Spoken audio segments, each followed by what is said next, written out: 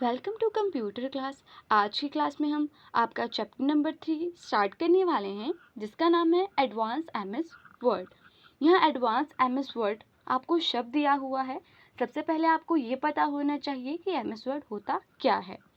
ये एक MS office मतलब माइक्रोसॉफ्ट ऑफिस का एक बहुत ही एडवांस और बहुत ही यूज़फुल सिस्टम है, जिसके द्वारा हम अपने बहुत सारे ऑफिस के काम कुछ ही पलों में और बहुत ही स्पीड में और बहुत ही जल्दी कंप्लीट कर लेते हैं।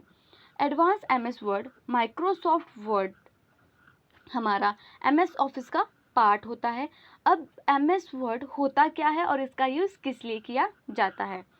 जो एमएस ऑफिस है वो आपको एक एप्लीकेशन सॉफ्टवेयर होता है, जिसका यूज़ आप रिपोर्ट्स, लेटर्स बनाने के लिए करते हैं। इसमें सबसे ज़्यादा यूज़ हम ऑफिसेज़ में करते हैं, क्योंकि ऑफिसेज़ में लेटर्स, रिपोर्ट, फाइल्स बनाने की बहुत ज़्यादा ही ज़रूरत होती है।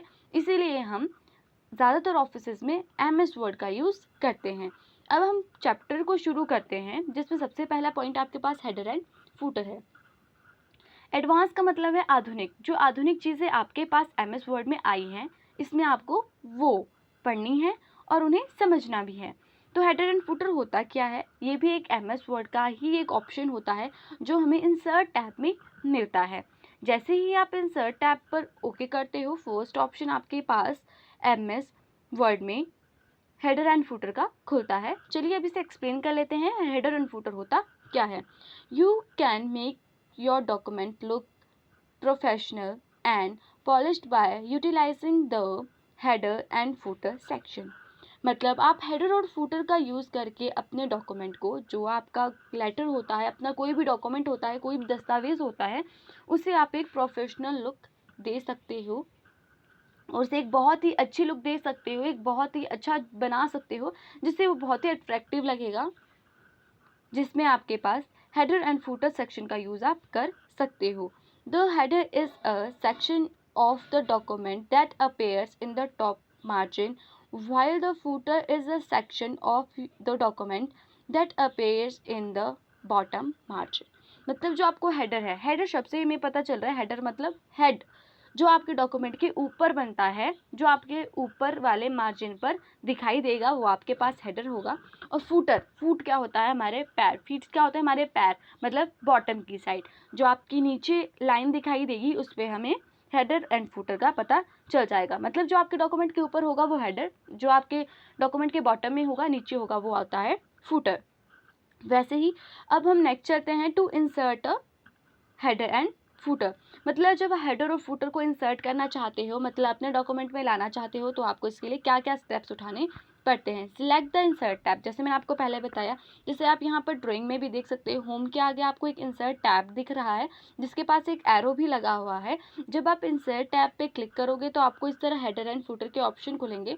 थोड़े से इस ड्राइंग को आप अपनी बुक में भी देख सकते हो, यहाँ हेडर और फूटर के ऑप्शन खुलेंगे। जब आप हेडर पर क्लिक करोगे तो इसी तरह ये आपके मतलब पेज के आपके जो डॉक्यूमेंट होगा उसके ऊपर हेड पर बन के आ जाएगा, और जब आप फूटर पर क्लिक करोगे तो इस तरह ये नीचे आ जाएगा। इसके लिए हम स्टेप्स पढ़ लेते हैं। Click either the header or footer command, a menu appears with a list of built in options you can use.